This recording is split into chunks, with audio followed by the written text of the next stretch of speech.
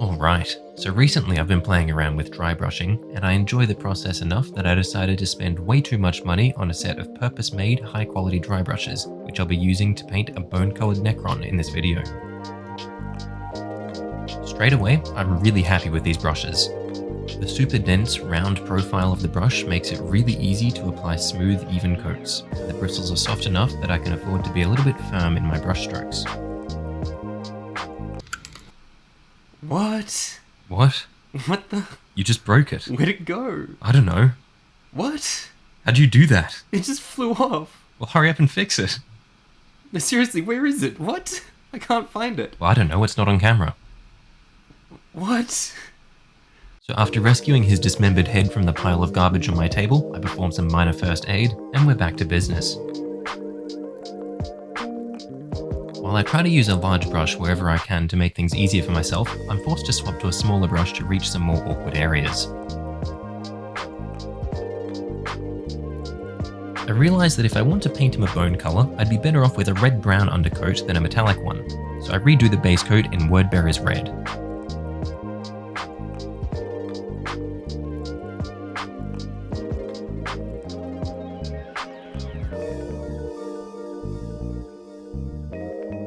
With the base coat down, I begin building up my bone colour. For this, I use Earthshade bone for my darkest shade, layering Screaming Skull over the top to build depth. For each additional layer, I apply less pressure with my brush and focus on protrusions such as the vertebrae and the edges of armour in order to create highlights and avoid erasing my darker layers.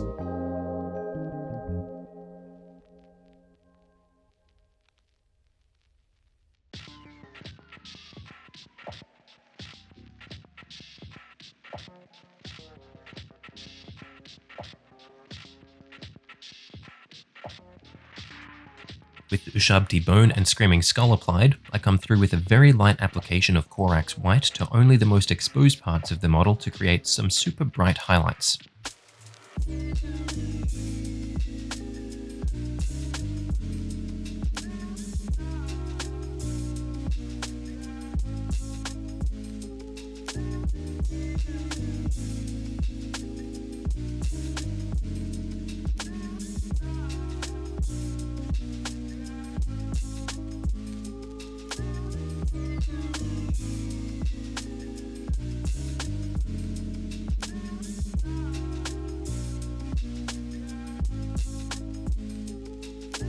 I then come back through and paint the joints and pipes in the Runelord brass that we started out with. This helps break up the model and emphasises the individual armour plates.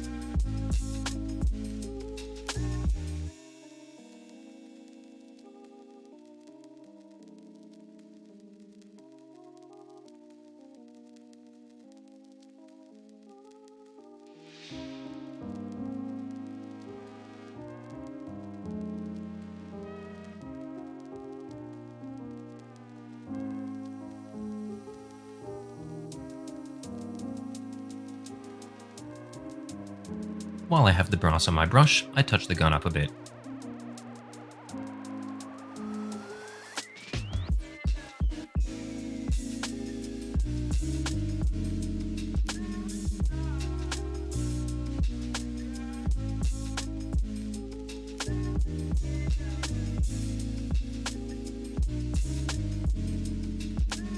Here, I start to prepare the tubes for the green Gauss effect and try wet blending a gradient into the foundation so that it shows through the contrast paint that I put over the top.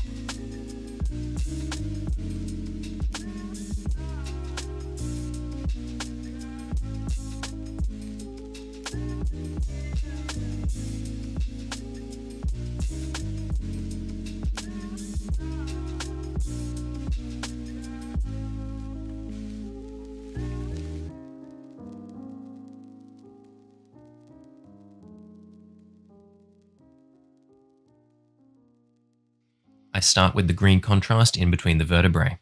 I use my finest brush and am super careful. I really don't want to make any mistakes here or I'll have to build all my layers from scratch.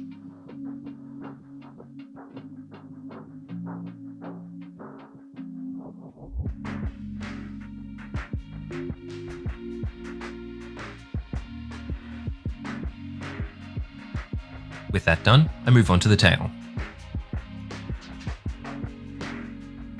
The colours of the gradient I made were too similar, so it doesn't appear to have worked that well. Next time, I'll need some stronger contrast underneath.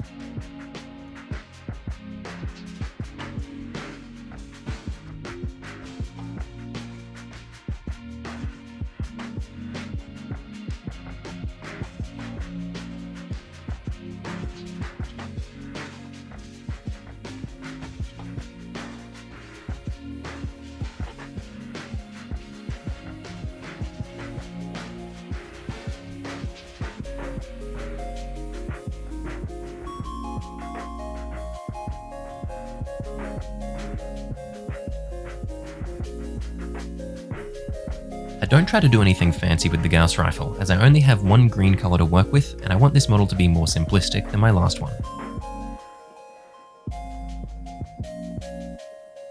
I apply my contrast green to the recesses, and paint the raised studs in Corax white to give it some pop.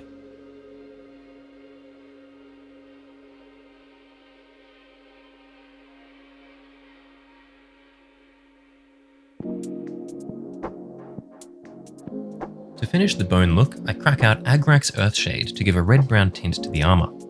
I play around with different concentrations of it until I'm happy.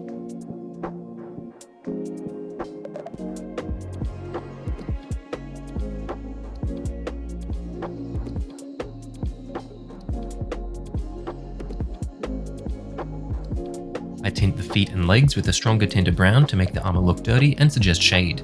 As I work my way up the model, I gradually reduce the concentration of the Earthshade and only apply it to the rims of the pauldrons, otherwise keeping them pristine.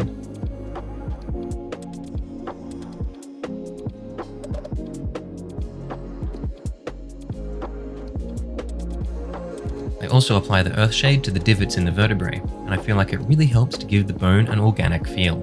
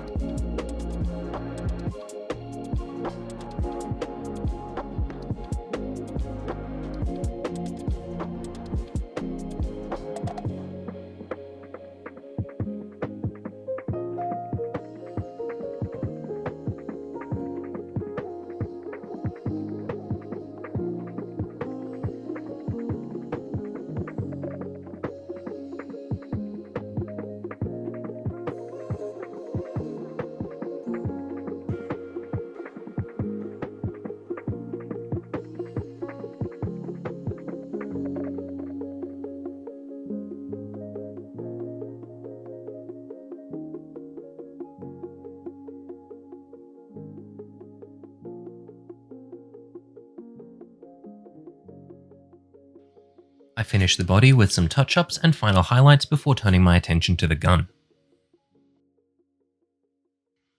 The Runelord brass is too similar to the colour of the body, so I instead change the majority of the gun to a mixture of Leadbelcher and Abaddon black to make sure that it contrasts nicely against the bright body of the Necron.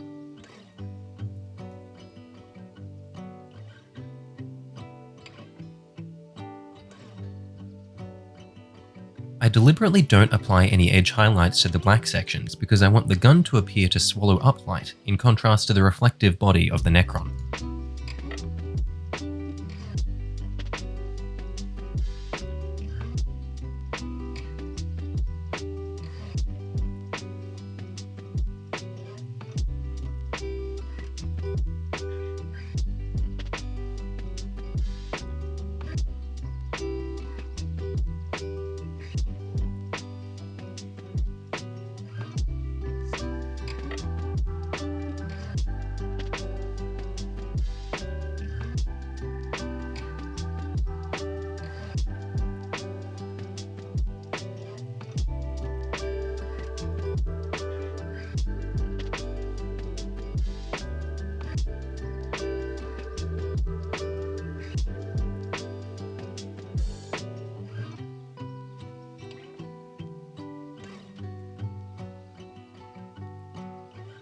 I bring in some brighter metallics for points of detail, and call it finished.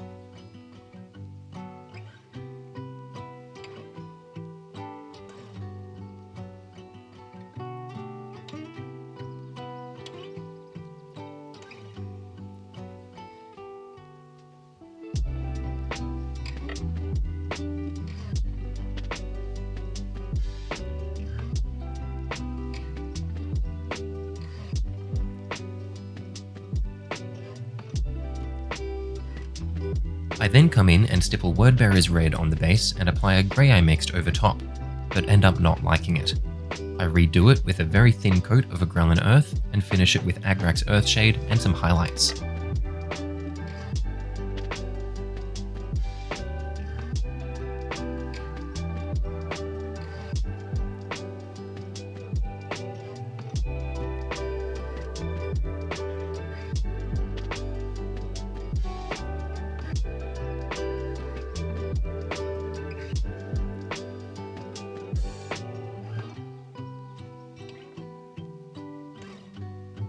In the end, I really like the way this one looks, and I'm super tempted to make this the colour scheme of my army. Let me know what you think, what you might do differently, and what you'd like to see me paint next. Until next time.